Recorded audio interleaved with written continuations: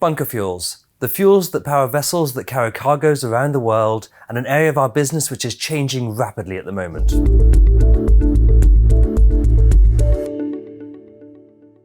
Hi, I'm Richard Watts, founder of HR Maritime. Welcome back to Commodity Brief.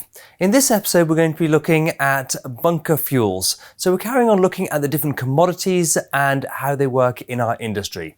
Now, bunker fuels is an area which is changing very, very rapidly at the moment. These are the fuel that we use to power the vessels that carry commodities around the world. In order to understand bunker fuels correctly, we have to look a little bit back in history. So if we go back in time a little bit, we had for many, many years, vessels were being powered by wind. And so you had these sailing ships which were carrying cargoes around the world. And up until about the 1800s, this was the only form of propulsion for these vessels.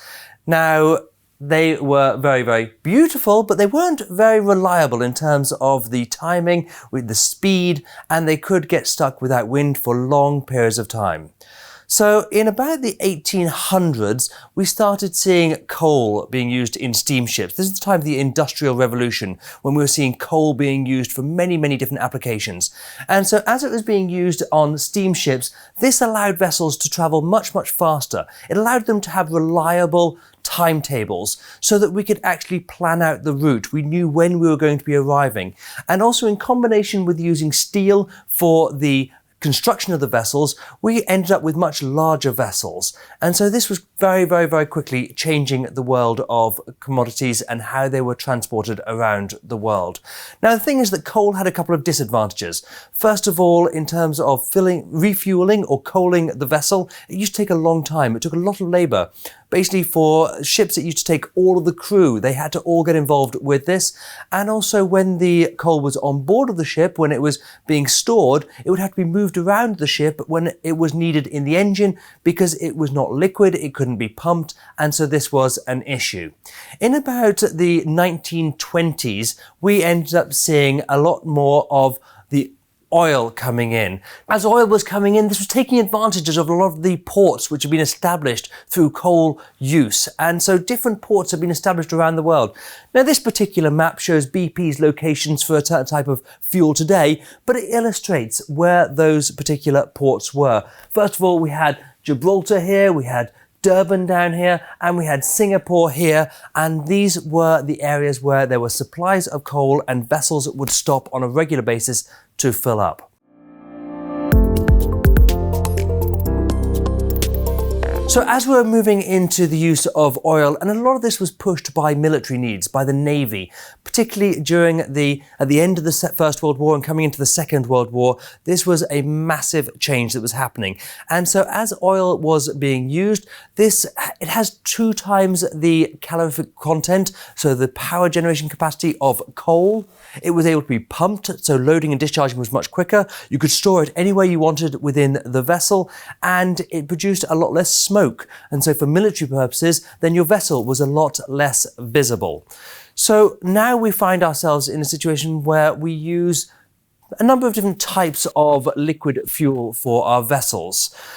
For about 100 years, we've been using 2 main types. So we use fuel oil, so heavy fuel oil, and we use marine gas oil. Heavy fuel oil, this is the really sticky, hard substance, which is very much the bottom of the refining process. This is used for the main engines of the vessels. We also have marine gas oil, and so this is essentially the same as diesel. This is used for the auxiliary engines and also used for tight maneuvering within ports.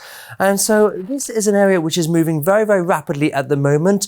We had in 2020, 1st of January, the IMO, the International Maritime Organization, came in with new regulations limiting the sulfur content of fuel oil, and this created a big, big impact on the world of shipping and the supply of these goods and this bunkers around the world. Basically, vessels went a number of different paths. They either decided to carry on using high sulfur fuel oil but install scrubbers, or they started using low sulfur fuel oil, or they started using gas oil. And so we ended up with different supplies with differences in the prices between these supplies themselves.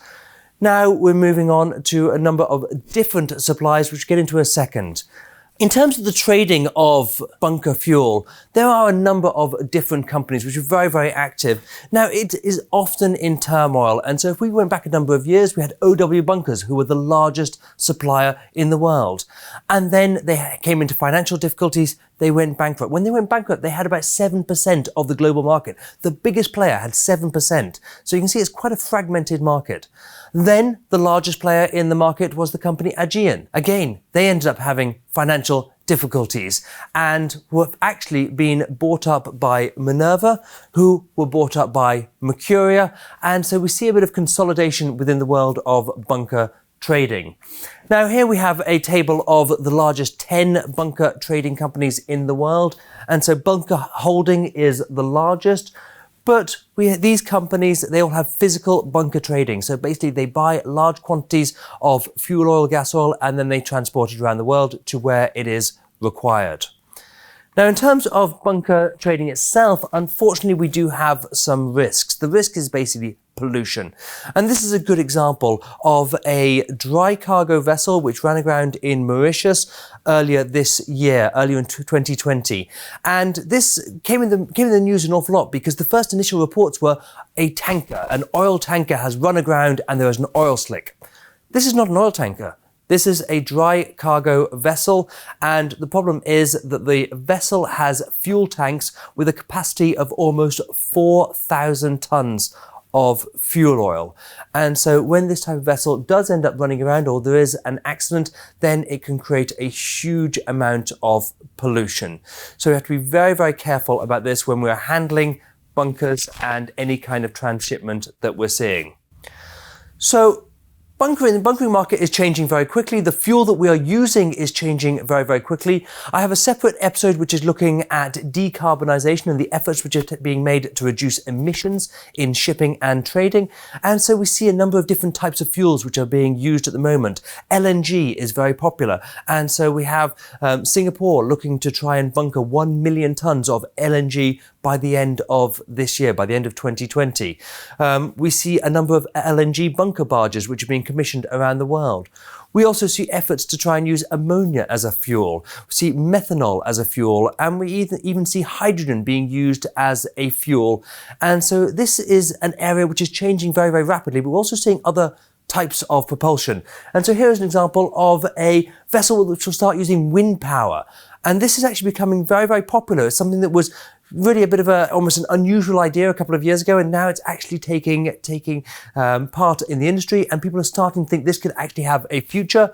Another example is using kites, and so the company Airseas, they have a kite that installs onto the front of the vessel and then pulls the vessel and reduces the fuel consumption. Basically, anything that can reduce the fuel consumption is seen as positive because the costs are massive.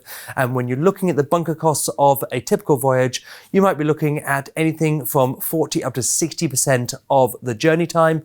And when you think that the large container vessels today are using up to 150 metric tons of fuel per day, this is an area where we have to try and start using less. So that brings us to the end of this episode looking at bunker fuels. We hope you've enjoyed it, and you'll click back for future episodes looking at different commodities. Thank you.